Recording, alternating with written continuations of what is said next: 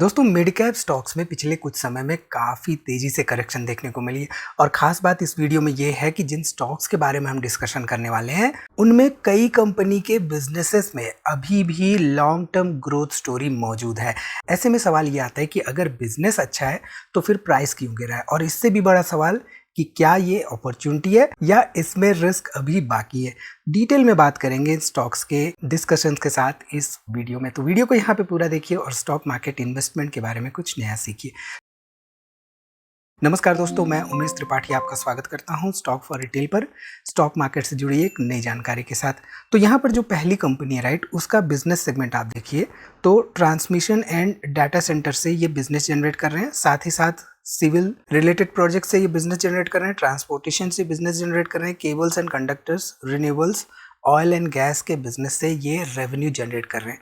अब यहाँ पर आप ध्यान दीजिए तो इनके पास ऑर्डर बुक्स कई हजार करोड़ के हैं। अब यहाँ पे खास बात यह है कि जिन स्टॉक्स, जिन कंपनियों के बारे में हम डिस्कशन करने वाले हैं वो मिड कैप कैटेगरी की कंपनियां। मिड कैप कैटेगरी की कंपनियां मतलब 5,000 करोड़ से ऊपर मार्केट कैपिटलाइजेशन, बट 20,000 करोड़ से नीचे का मार्केट कैपिटलाइजेशन, राइट।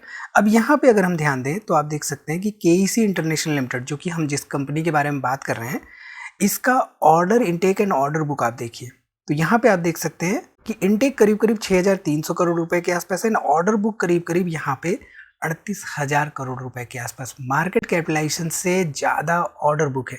और आपने कई सारी ऐसी वीडियोस देखी होंगी जहाँ पे लोग कहते हैं कि भाई मार्केट कैपिटलाइजेशन से ऑर्डर बुक ज़्यादा है तो ऐसा हो जाएगा वैसा हो जाएगा। अगर ऐसा हो जाएगा वैसा हो जाएगा तो फिर प्राइसेस क्यों गिर रहे हैं? सिंपल सी बात है, जस्ट बिकॉज की ऑर्डर बुक बहुत ज़्यादा है डज नॉट मीन कि एग्जीक्यूशन भी उतने स्ट्रॉन्ग तरीके से हो रहा है। तो कहीं ना कहीं से ये हमें समझने की ज़रूरत होती है, ठीक है। इसके साथ ही साथ हमें फंडामेंटल समझने की ज़रूरत होती है। तो यहाँ पे केईसी इंटरनेशनल के आप देखिए रिटर्न ऑन इक्विटी 11% के आसपास है, रिटर्न ऑन कैपिटल एम्प्लॉयड 17% है, डिविडेंड यील्ड 1.25% के आसपास है, एंड डेट टू इक्विटी यहाँ पे 0.87 है। तो अगर डेट का प्रेशर रहता है किसी कंपनी के पास राइट, तो उसके पास ऑर्डर बुक होने के बावजूद वो क्या करेगी? अपने कहीं ना कहीं से डेट को भी खत्म करने की कोशिश करती रहेगी। तो ये सब बातें एज ए रिटेल इन्वेस्टर हमें पता रहनी चाहिए जब भी हम एनालिसिस कर रहे हो कंपनियों की। पेट्रोस्की स्कोर यहाँ पे 5 का है, सेल्स ग्रोथ पिछले 7 सालों का 12% के आसपास रहा है, प्राइस टू अर्निंग रेशियो मात्र 19 का है, पीजी रेशियो यहाँ पे मात्र 0.35 के आसपास देखने को मिल रहा है, ठीक है। इसके साथ ही साथ केईसी इंटरनेशनल के देखें सेल्स एंड प्रॉफिटेबिलिटी, तो 2015 से 2023 तक यहाँ पे आप देखिए तो करीब करीब 2 गुना सेल्स में ग्रोथ हुई, एंड यहाँ पे आप देखिए तो प्रॉफिटेबिलिटी उस हिसाब से ग्रो नहीं कर पाई। हालांकि यहाँ पे 2021 में देखें तो आप देख सकते हैं करीब करीब 3-4 गुना के आसपास प्रॉफिटेबिलिटी ग्रो होती हुई दिखाई दे रही थी।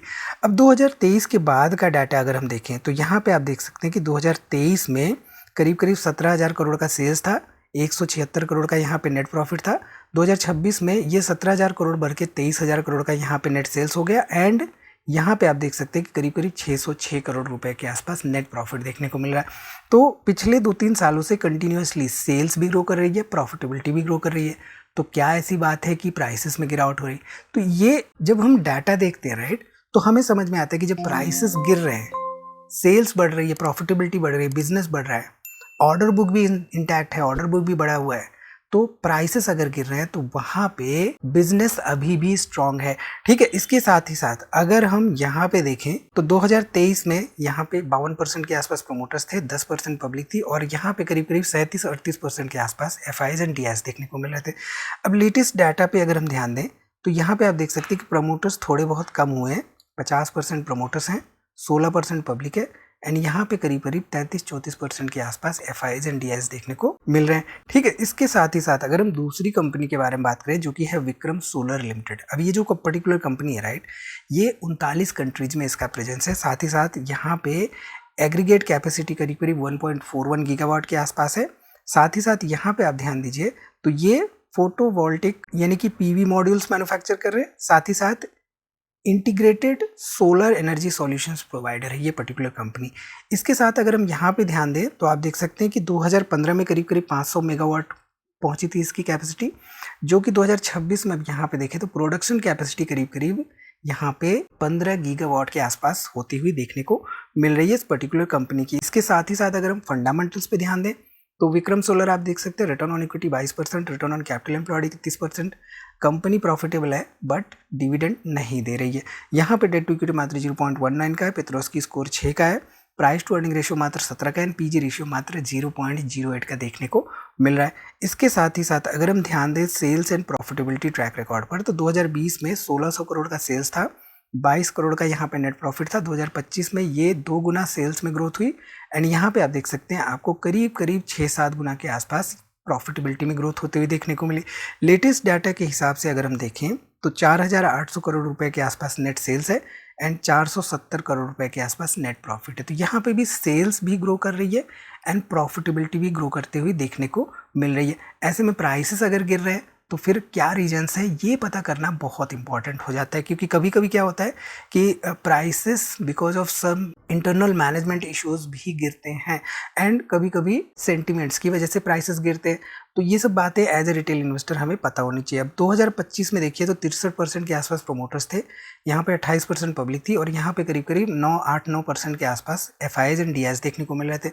लेटेस्ट डाटा के हिसाब से आप देख सकते हैं कि प्रमोटर्स प्राइस गिरने के बावजूद प्रमोटर्स मैदान छोड़ के नहीं जा रहे हैं।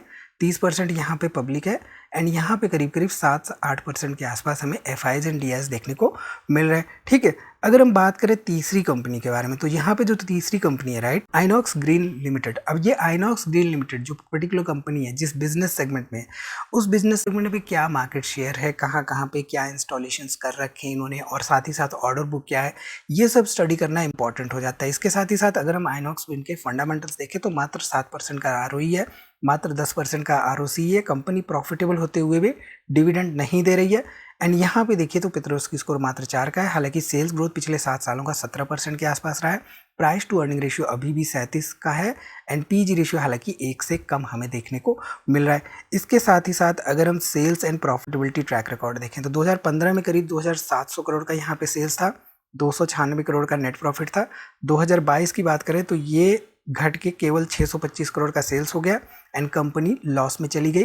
2018 के बाद से कंपनी लगातार लॉस में जाती हुई देखने को मिली एंड पिछले 2 साल की बात करें तो एक टाइप से turn around kind of story देखने को मिली। 3500 करोड़ का 2025 में सेल्स, 4400 करोड़ का 2026 में सेल्स एंड दोनों साल में कंपनी यहाँ पे देखें तो प्रॉफिटेबल रहने में सक्सेसफुल रही है। तो ऑल इन ऑल देखिए तो पिछले 1-2 साल से कहीं ना कहीं से टर्न अराउंड स्टोरी काइंड हमें देखने को मिल रही है इसमें। ठीक है, अब यहाँ पे अगर हम शेयर होल्डिंग पैटर्न देखें तो 2023 में करीब 64% के आसपास प्रमोटर्स थे, 25% पब्लिक थी और यहाँ पे 10% के आसपास हमें एफआईज एंड डीआईज देखने को मिल रहे थे। लेटेस्ट डाटा के हिसाब से आप देख सकते हैं कि ये जो यहाँ पे 64% थे प्रमोटर्स राइट, प्रमोटर्स ही कम होते हुए दिखाई दिए। 44% हो चुके हैं प्रमोटर्स, 31% यहाँ पे हो चुकी है पब्लिक और यहाँ पे 24-25% के आसपास हमें एफआईज एंड डीआईज देखने को मिल रहा है। तो जो प्रमोटर्स ही धीरे धीरे अपनी शेयर होल्डिंग को कम कर रहे हैं तो प्रमोटर्स का विजन क्या होगा, लॉन्ग टर्म ग्रोथ की स्टोरी उनको क्या दिख रही होगी। खासतौर पे जो पिछले 2 सालों में टर्न अराउंड दिख रहा है बट उसके पहले 4-5 साल तक लगातार कंपनी लॉस मेकिंग कंपनी थी। तो ऐसे में यहाँ पे सोचना इंपॉर्टेंट हो जाता है डिसीजन मेकिंग के लिए, इन्वेस्टर्स के लिए। ठीक है, चलिए यहाँ पे बात करते हैं इस पर्टिकुलर कंपनी के बारे में। अब मैपमाई इंडिया का नाम आपने सुना होगा राइट, तो ये जो कंपनी है सी इन्फो सिस्टम्स लिमिटेड। अब यहाँ पे जैसे आप एप्पल के मैप्स देखते हैं, गूगल के मैप्स देखते हैं, बिल्कुल उसी तरीके से मैपिंग सॉल्यूशंस प्रोवाइड करती है। ठीक, सिंपल सी कंपनी है बट यहाँ पे देखिए तो एक तरह से अभी कोई कॉम्पिटिटर नहीं है भारत जैसे देश में इस पर्टिकुलर कंपनी का। इसके साथ ही साथ फंडामेंटल्स अगर हम देखें तो रिटर्न ऑन इक्विटी 12% है, रिटर्न ऑन कैपिटल एम्प्लॉयड 19% है, डिविडेंड यील्ड 0.35% के आसपास है, डेट टू इक्विटी मात्र 0.01 है, पेट्रोस्की स्कोर 4 का है, सेल्स ग्रोथ पिछले 7 सालों का 20% के आसपास रहा है, प्राइस टू अर्निंग रेशियो हालांकि 40 के आसपास पहुंच गया है एंड पीजी रेशियो यहाँ पे 22 के आसपास पहुंचता हुआ देखने को मिला है।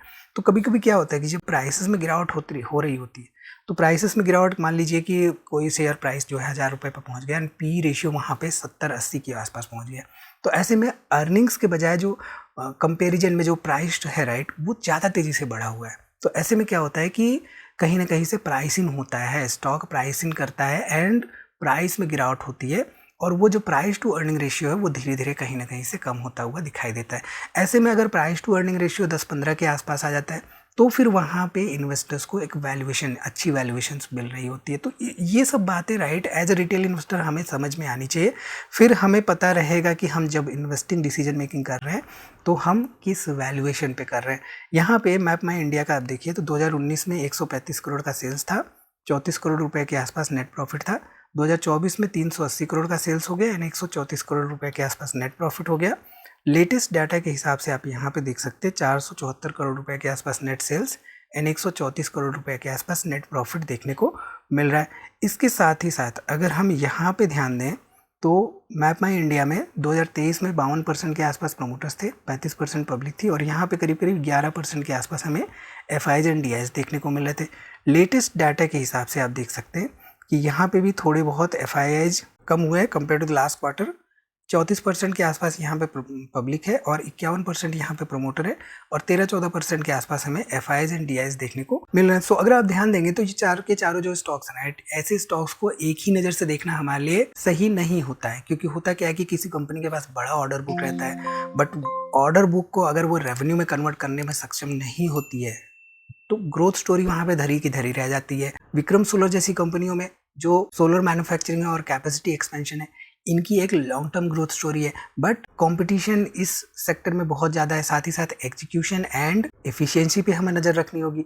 जो आइनॉक्स विंड है वहाँ पे रिन्यूएबल एनर्जी की अपॉर्चुनिटी देखने को मिलती है, स्ट्रॉन्ग ऑर्डर बुक भी है वहाँ पे बट प्रॉफिटेबिलिटी में कहीं ना कहीं से प्रेशर देखने को मिल रहा है। एंड मैप माई इंडिया की बात करें तो ये एक टेक्नोलॉजी रिलेटेड ग्रोथ स्टोरी है, लेकिन ऐसी सिचुएशंस में वैल्यूएशंस और फ्यूचर ग्रोथ एक्सपेक्टेशन बहुत इंपॉर्टेंट होता है। बात आती है कि अपॉर्चुनिटी या रिस्क। देखिए सिंपल सी बात है, गिरा हुआ स्टॉक ऑटोमेटिकली सस्ता नहीं होता है, ये बात हमें समझ के चलना चाहिए। अपॉर्चुनिटी तभी बनती है जब प्राइस गिरा हो और वैल्यूएशंस भी वहां पे इंटैक्ट हो एंड कंपनी के पास लॉन्ग टर्म अर्निंग की विजिबिलिटी हो। एंड वहीं पर रिस्क तब बढ़ जाता है जब प्राइस गिरने के साथ ही साथ अर्निंग्स भी गिर रही होती है, मार्जिन्स एंड कैश फ्लोज भी डिटोरिएट हो रहे होते हैं। सो इसलिए सिर्फ चार्ट देखकर कि प्राइस में गिरावट हुई है, सिर्फ ऑर्डर बुक देखकर कि ऑर्डर बुक 30,000-35,000 करोड़ का है, डिसीजन मेकिंग करने के बजाय हमें कंपनी के फंडामेंटल्स, कैश फ्लो और साथ ही साथ वैल्यूएशंस को देखना इंपॉर्टेंट हो जाता है। तो अल्टीमेटली हमें डिसीजन मेकिंग में मदद मिलती है इनसे। तो आई थिंक यहाँ से आपको समझ में आ रहा होगा कि जो कंपनियां हम डिस्कस कर रहे हैं राइट, ऐसी कंपनियों में ऑर्डर बुक्स ज़्यादा होने के बावजूद स्टॉक प्राइसेस में गिरावट क्यों हो रही है, साथ ही साथ long term growth story actual में क्या है। तो आपको क्या लगता है इनमें से कौन सा स्टॉक एक्चुअल में ग्रोथ स्टोरी लेके चल रहा है? अपनी राय कमेंट में जरूर बताइए। इस वीडियो में इतना ही दोस्तों, मिलते हैं अगली वीडियो में एक नई जानकारी के साथ। तब तक आप अपना बहुत ख्याल रखिए और हाँ, वीडियो को लाइक जरूर से जरूर करिए और दोस्तों में शेयर करना ना भूलिए।